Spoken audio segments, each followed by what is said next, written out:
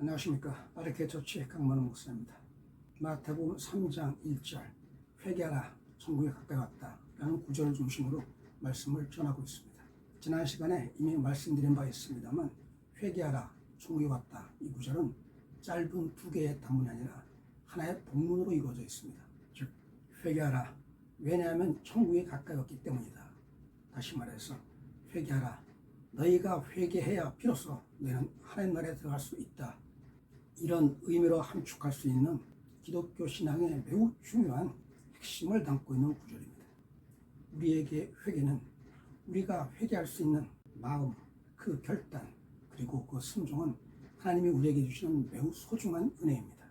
왜냐하면 회개를 통해서 우리는 죄의 그 무거운 짐을 벗어던지고, 회개를 통해서 우리는 사망의 권세에 갇힌 자의 그 신음과 절망, 고통에서 벗어날 수 있으며, 나아가 회개를 통해서 하나님이 우리에게 주시는 그 구원의 은혜를 누릴 수 있기 때문입니다. 하지만 지난 시간에도 말씀드렸습니다만 우리는 회개란 무엇인가 라는 본질적인 질문에 대해서 많은 오해가 있습니다. 여러분은 회개를 어떻게 생각하십니까? 계속 반복해 말씀드렸습니다만 많은 사람들이 회개하면 이를 반성 또는 뉘우침과 등치하는 이를테면 해석의 오류가 잦습니다. 물론 회개는 반성, 뉘우침, 이 모든 감정적 요소들을 포함합니다. 하지만 결코 회개는 반성 후에 뉘우침 같은 심적 반응에 머무르지 않습니다. 그리스도 신앙에서 말하는 회개, 우리가 구원의 길로 나아가는, 구원의 은혜로 나아가는 그 회개는 단순히 심적 반응에 머무는 정지 상태의 그 무엇이 아니라 진정한 의미에서의 회개는, 구원의 열쇠, 구원의 은혜로서의 그 회개는 몸과 마음이 어우러져 함께 실행해 나가는 동적이며 동시에 영적인 그 무엇입니다. 회개는 돌이킴과 돌아감입니다. 즉 회개는 죄의 자리에서 돌이켜서 죄의 권세, 사망의 권세가 지배하는 그 자리에서 돌이켜서 이제 우리를 사랑하시기에 우리를 구원하시려는 하나님의 사랑과 은혜가 있는 그 나라, 하나님 나라로 돌아감을 말합니다. 이렇게 돌이키고 돌아갈 때, 그때 비로소 우리는 기독교 신앙에서 말하는 진정한 의미의 회개와 만날 수 있습니다. 이미 지난 시간까지 반복해서 말씀드리고 또 강조하면서 회개의 오류와 회개에 대한 자의적 해석의 오류에 대해서 누차 말씀드린 바 있습니다. 오늘은 이 앞에 구절 회개하라에서 마지막으로 회개의 과정, 회개의 순서를 간단하게 그리고 분명하게 정리하면서 마무리하고자 합니다. 첫째, 우리가 회개하기 위해서는 가장 먼저 죄에 대한 자각이 있어야 됩니다. 내가 어떤 행동을 했을 때, 어떤 잘못을 저질렀을 때, 그것이 죄일 때 이를 죄라고 깨닫고 이를 죄로 인정하는 것입니다. 이것이 죄의 자각입니다. 두 번째 단계로 죄의 자각, 죄의 인정이 있었다 해서 그 자리에서 머무는 상태라면 더 이상 나아갈 수가 없습니다.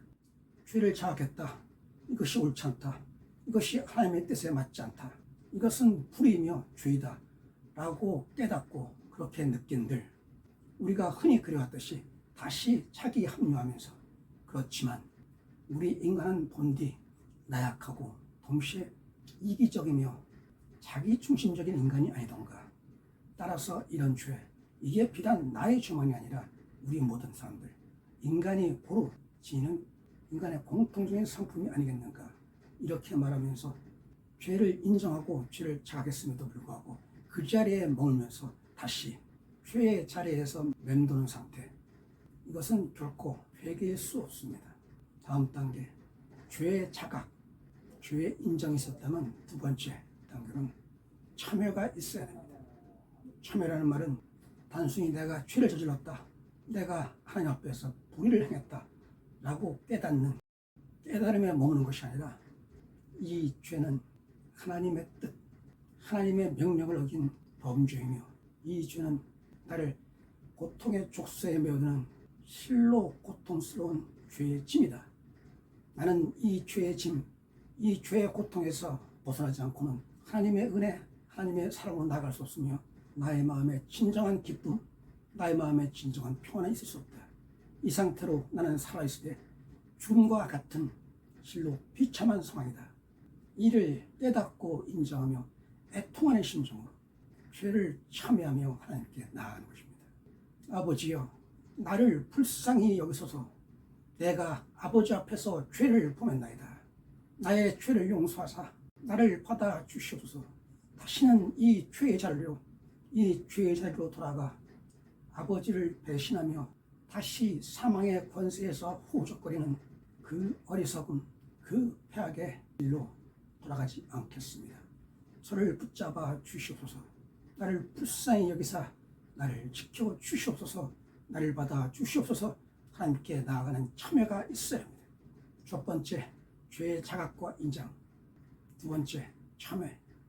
그리고 세 번째 단계가 이어집니다. 세 번째 단계는 죄의 고백입니다. 내가 저지른 죄, 내가 저지른 잘못에 대해서 나 혼자 후회하고 반성하고 그리고 뉘우치고 참여하는 데 머무는 것이 아니라 나는 나의 죄를 고백할 수 있어야 합니다.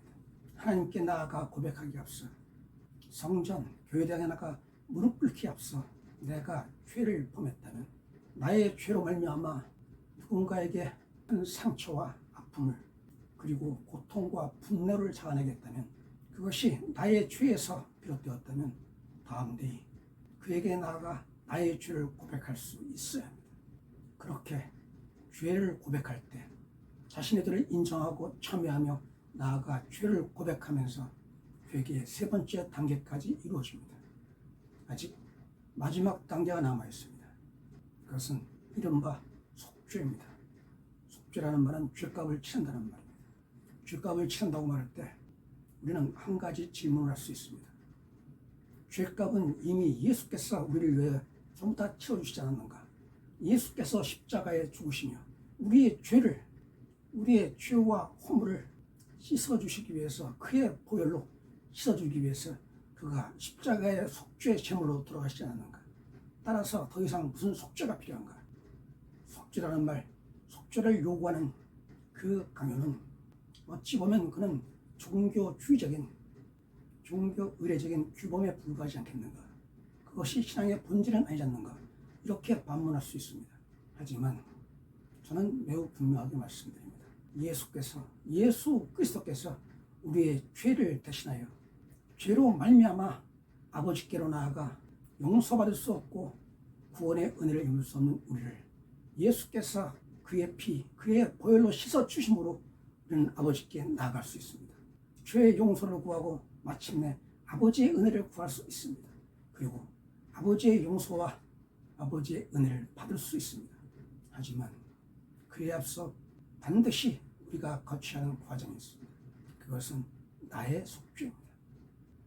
예수께서 나를 위하여 속죄해 주신 데 앞서 내가 내 죄에 대한 죄값을 치는 그 속죄가 선행되어야 합니다. 그 속죄는 방금 말씀드렸던 것처럼 내가 잘못을 저질렀던 상대가 있다면 그 상대에 나아가 용서를 구하는 것도 속죄일 것입니다. 반면에 내가 용서를 구하고 그 앞에 무릎 꿇고 용서를 구하고 싶은들 그럴 수 없는 상황이라면 그때는 이런 사정을 모두 주께 구하면서 주 앞에 무릎 꿇고 다시 한번 주의 용서를 구해야 합니다. 주의 속죄하기 위해서 가장 우리가 먼저 행할 일은 죄의 자리에서 벗어나는 것입니다. 예컨대 한국교회의 부패와 타락에 대해서 많은 분들이 말을 전하고 있습니다. 특히 성적 타락과 돈에 의한 타락, 이 두 가지는 한국교회를 이른바 에글리스 모트, 죽은 교회로 만들어가는, 죽은 교회로 처참하게 짓밟고 있는 한국교회의 실로 심각한 죄악입니다. 바로 지금 이 시점에도 이 교회 내에서의 목사에 의한 성추행, 성범죄, 그리고 재정적인 비리와 타락은 끊어지지 않습니다. 재정적인 타락의 가장 으뜸은 교회의 세습입니다. 목사가 자식에게, 자기 가족에게 교회의 재정에 관한 모든 권한을 넘기면서 교회를 세습하는 것, 이는 교회를 사유하는 응당 공교회로서 그리스도의 몸이 되어야 하는 교회를 개인, 요 가족의 재산으로 사유하는 실로 참남한 범행입니다. 그리고 요즘 화곡동의 어떤 교회, 그 교회 담임 목사의 불륜이 드러났습니다. 그 교회 여권사와 무인타를 나들며 성적 타락을 서슴지 않던 화곡동의 어떤 교회, 그 교회는 치유하는 교회, 그 교회 목사는 김의식 목사입니다.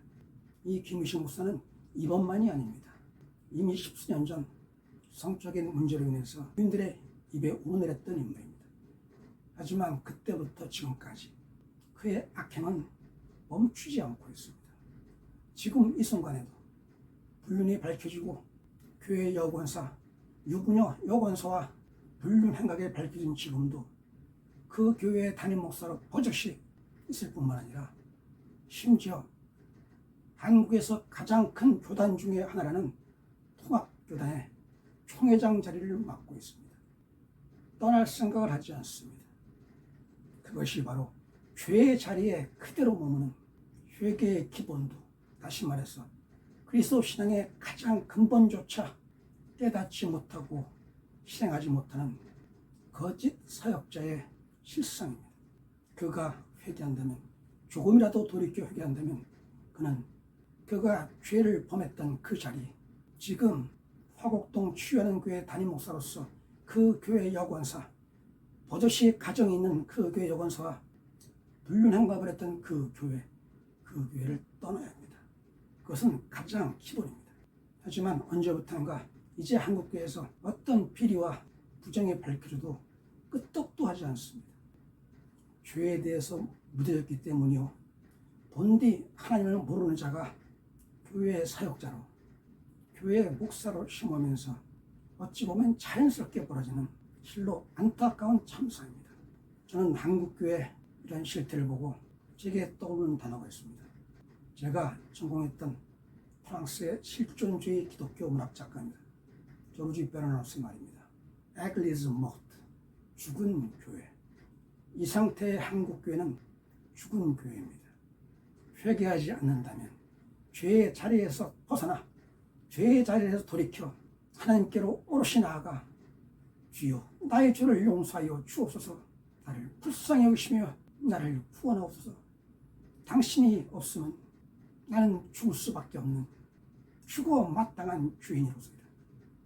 실로 통하는 심정으로 죽게 나아가 진정한 마음으로 구체적인 행동으로 회개하지 않는다면, 저는 단언하건대 이런 교회, 그리스도 이름을 더럽히는 이런 교회, 이런 오늘날 대다수의 한국 대형교회, 결코 그 교회 구원의 촛대는 내려오지 않습니다.